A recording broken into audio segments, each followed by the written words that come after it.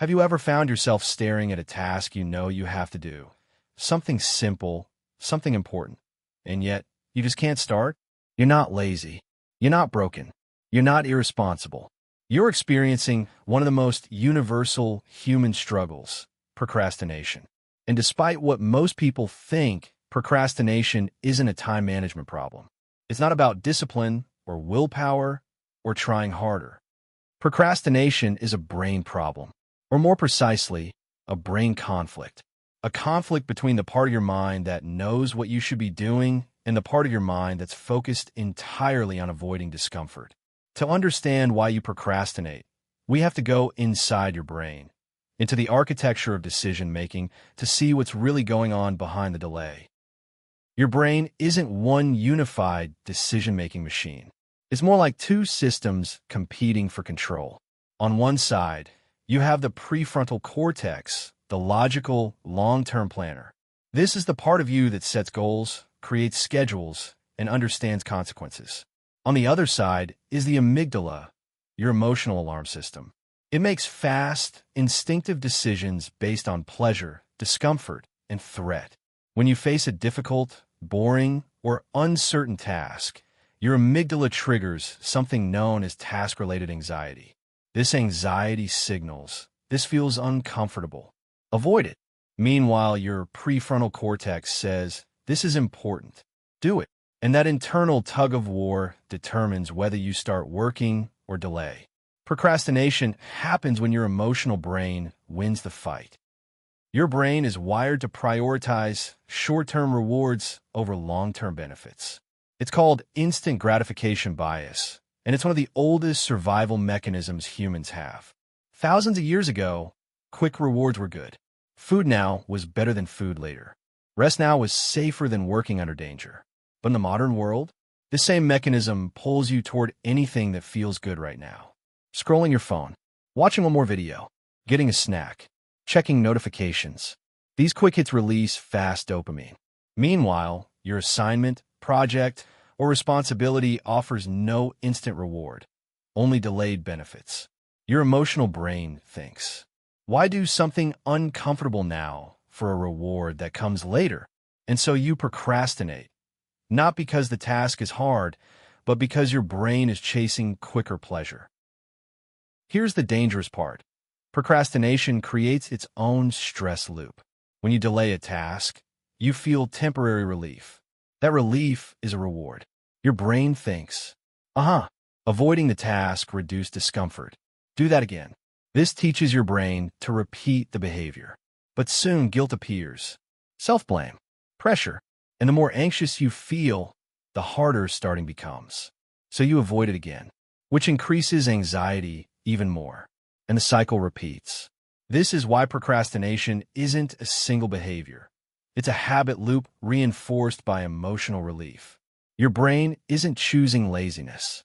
It's choosing what feels emotionally safer in the moment. One of the biggest hidden triggers of procrastination is self-judgment. Your brain forms emotional predictions about tasks based on identity and past experiences. If a task feels overwhelming, if you think you aren't good enough, if you expect the result to be judged, your brain labels the task as a threat, not a challenge. And the amygdala responds by avoiding it. Sometimes procrastination isn't about the task. It's about how the task makes you feel about yourself. Fear of failure, fear of imperfection, fear of judgment, fear of not being good enough. These fears silently shape your behavior. Procrastination isn't about avoiding the work. It's about avoiding the emotional discomfort attached to the work. People often say, "Just get motivated." But motivation is unreliable. It comes in bursts, fades quickly, and disappears completely when a task feels overwhelming. Your brain doesn't start tasks because of motivation. It starts tasks because of activation energy, the amount of effort required to begin. The harder a task feels, the more activation energy it requires. This is why starting is the hardest part. But once you begin, anxiety drops, focus increases, and momentum builds. Your emotional brain stops panicking because the task is no longer an abstract threat. It becomes real, manageable, Concrete. Motivation follows action, not the other way around. Your brain mentally calculates how painful a task is based on its size and uncertainty. Big task equals big pain. Unclear task equals unpredictable pain. But here's the trick. The brain perceives starting as the painful part, not doing. Once you start, the predicted discomfort drops dramatically. This is why the 5-minute rule works so well. When you tell your brain, I will do this for just 5 minutes, the emotional resistance lowers. 5 minutes feels safe. 5 minutes feels possible. And once you cross the starting threshold, your brain shifts from avoidance to engagement. This is known as the progress effect. Once progress begins, your brain wants to continue. Procrastination isn't a personality trait. It's a learned emotional coping behavior. And like any habit, it can be unlearned. The key is understanding how to work with your brain instead of fighting it. Here are the principles real behavioral science relies on.